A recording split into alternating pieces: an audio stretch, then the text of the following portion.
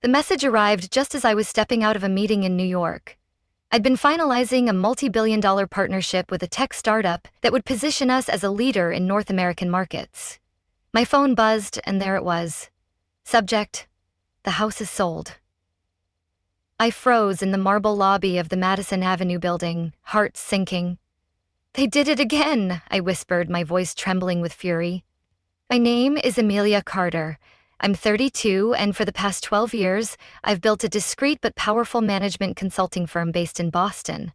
I've advised corporations, rescued collapsing brands, and helped clients recover trillions. But none of that mattered right then. The house they sold, it was supposed to be mine. We got a strong offer, much better than that small down payment you put in, my mother's email read. So, we accepted. It's all signed. Done. I stood motionless, rereading the message. 6 years of mortgage payments, renovations, insurance. I'd covered it all. I poured my soul into that house, I thought, my hands shaking with betrayal. But the deed? My parents had insisted on keeping it in their name until you're more settled, sweetheart. Settled? I muttered, my voice bitter. I'm more settled than you'll ever be. I was across the world sealing the biggest deal of my career, and they'd sold my home behind my back. You betrayed me again, I whispered, my voice raw with pain. I stepped into a quiet hallway and dialed the number. It rang twice. Oh, Amelia. My mother's voice burst out cheerfully. Did you see our email? Isn't that great news? Great news, I snapped, my voice low and sharp. You sold my home without a word, Mom, I said, struggling to keep my tone even. That was my house. Oh, don't be so dramatic, she sighed. Your father and I needed the liquidity. Nexus Enterprises hasn't been doing so well, and you're always flying all over America with that little consulting gig of yours. Little gig? I thought, my blood boiling. You have no idea what I've built. Little consulting gig. If only she understood the weight of the paperwork still sitting in my briefcase. If only she'd seen the way the U.S. Senator shook my hand asking for my help restructuring their public infrastructure fund.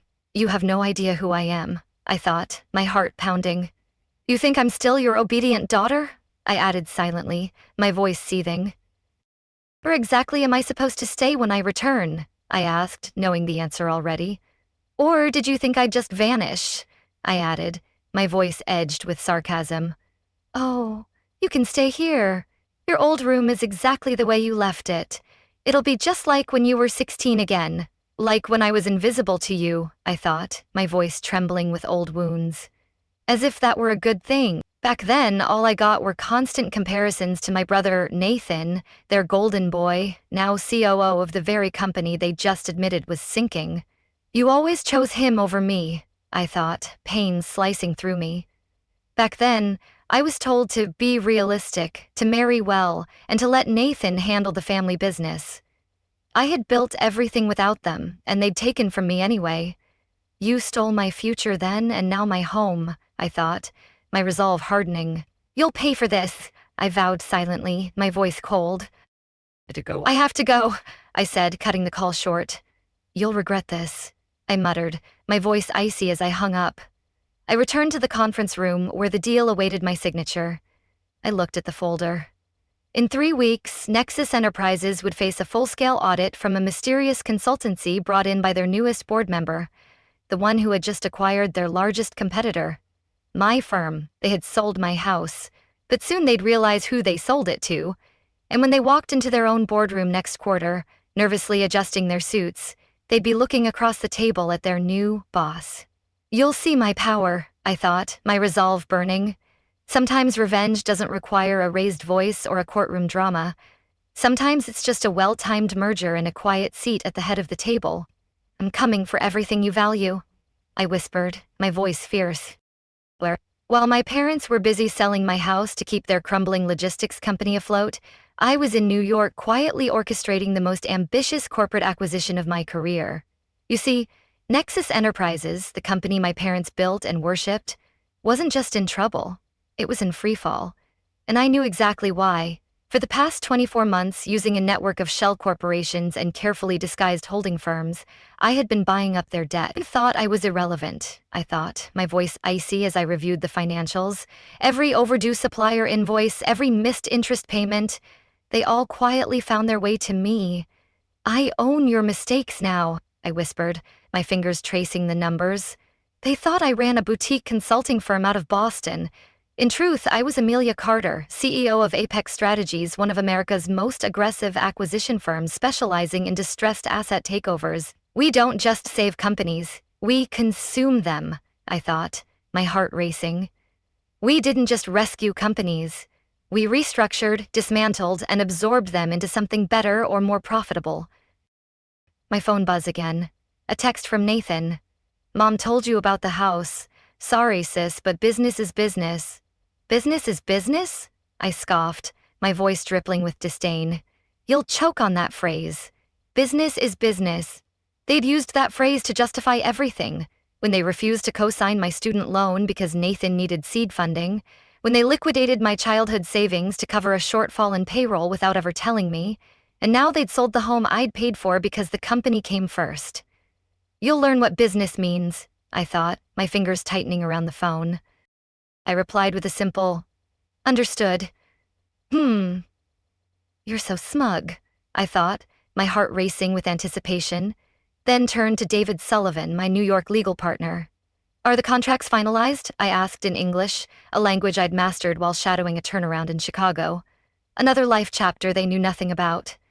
He smiled. Everything is ready, Ms. Carter. By Monday, you'll control 82% of Nexus Enterprises. I signed the final documents with the kind of calm certainty my family always mistook for passivity. This is my reckoning, I thought, my signature ablaze. It wasn't just a deal. It was a reckoning. In a few weeks, I would legally own controlling interest in Nexus Enterprises, the very company they had sacrificed everything for, including me, including my home. You'll lose it all to me, I vowed silently, my voice cold. I turned to my assistant. Book me a flight to Chicago, I said. They'll face me soon, I added, my voice steady with determination. The following weeks blurred into executive briefings, internal audits, and asset valuations.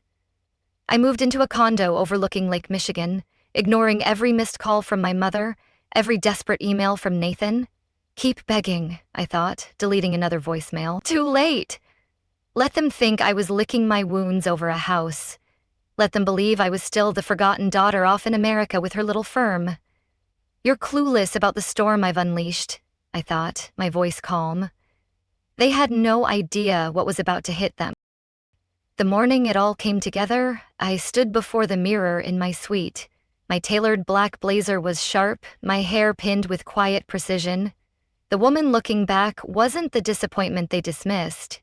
You underestimated me for the last time, I thought, my eyes blazing. Briefcase in hand, filled with the final documents to cement my control, I headed to Nexus Enterprises' Chicago headquarters, the very building where my father once told me, "You'll never understand real business, Amelia." You'll eat those words, I thought, my heart pounding.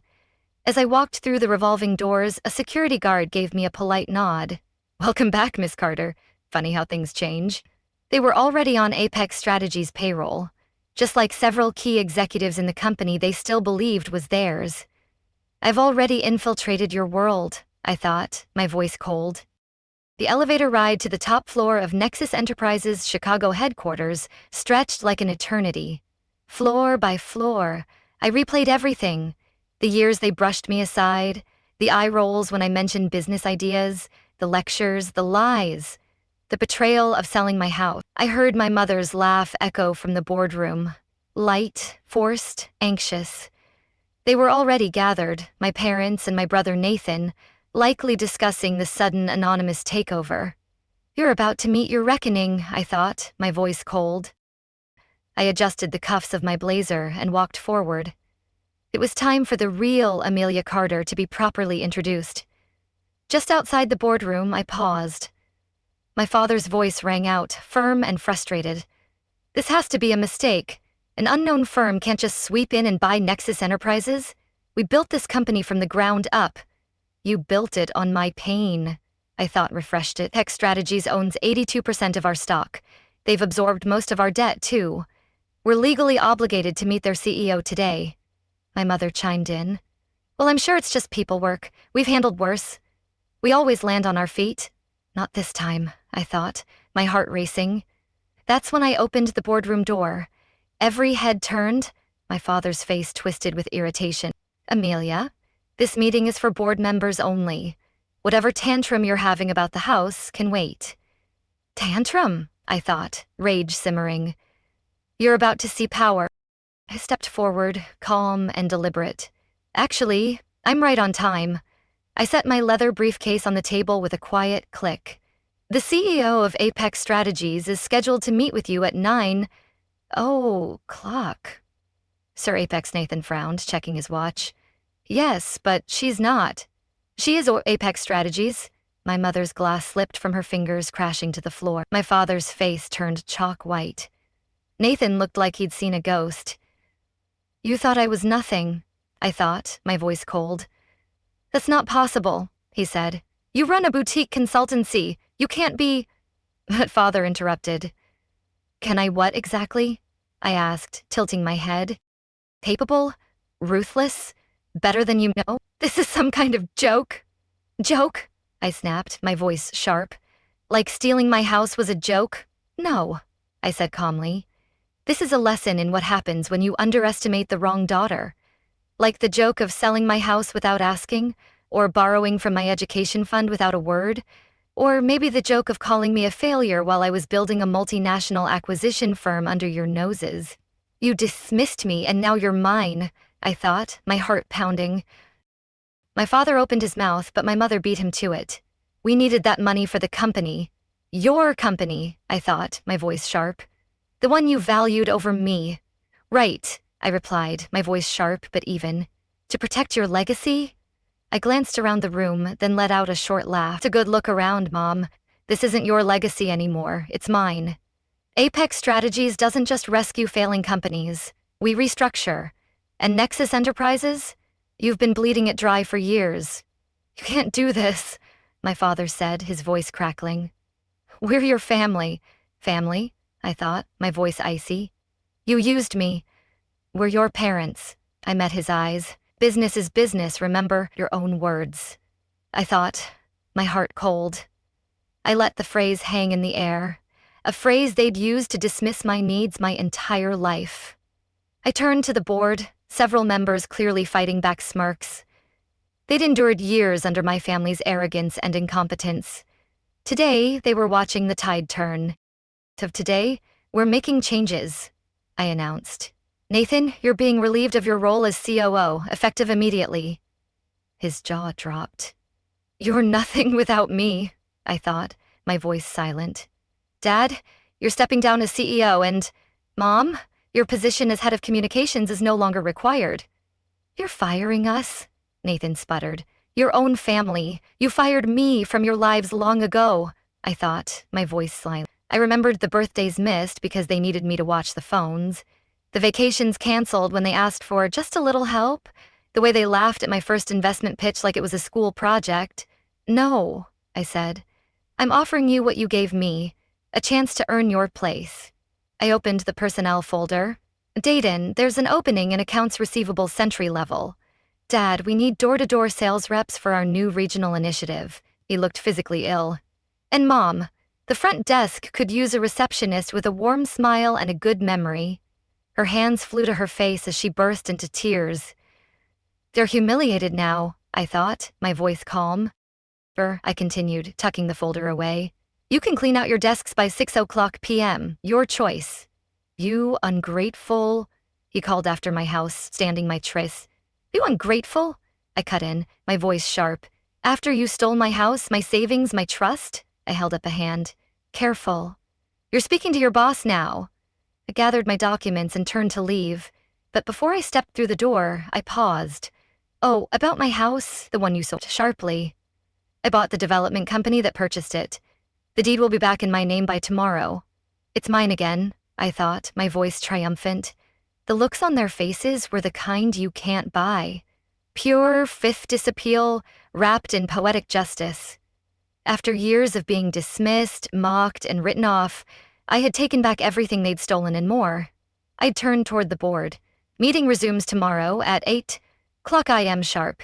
Be ready with your departmental updates. Then I looked over my shoulder, directly at my family.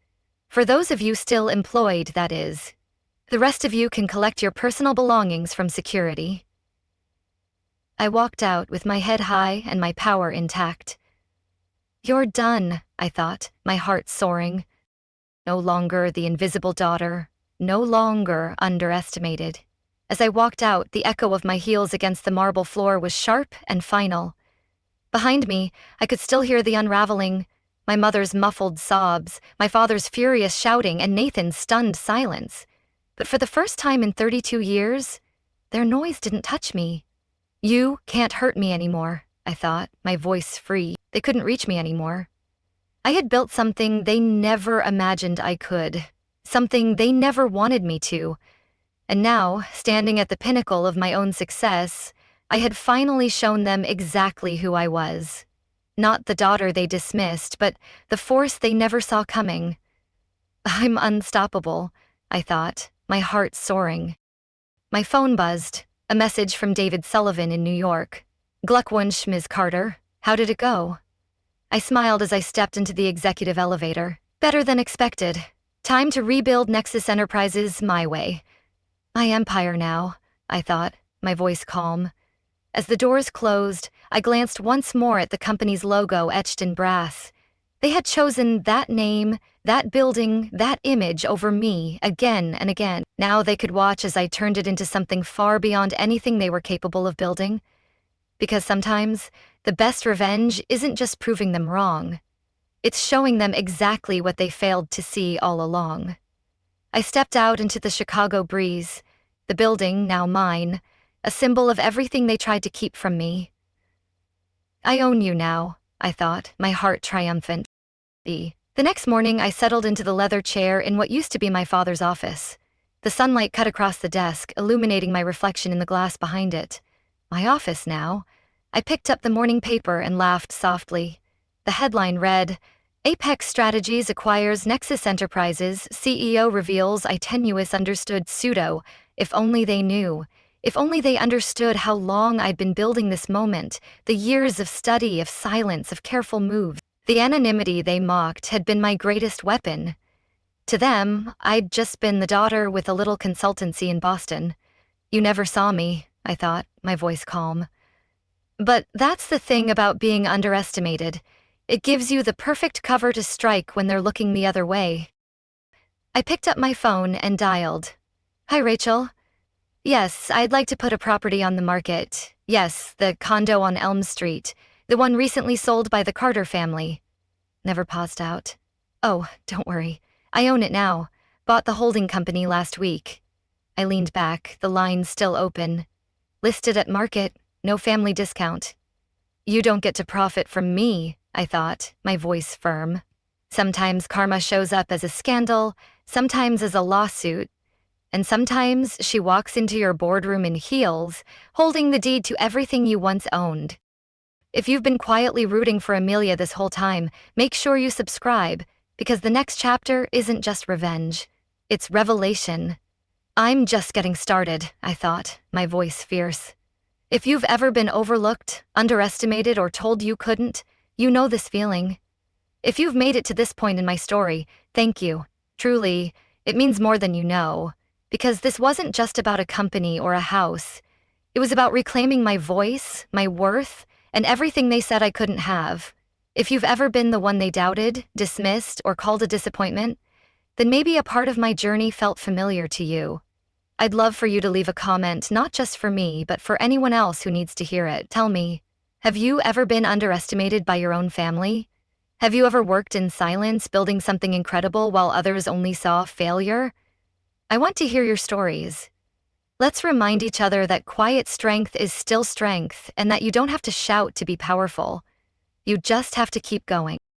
And if my story struck a chord, hit that subscribe button. Not just because it helps me share more, but because every subscriber is one more voice saying, I believe in people like Amelia.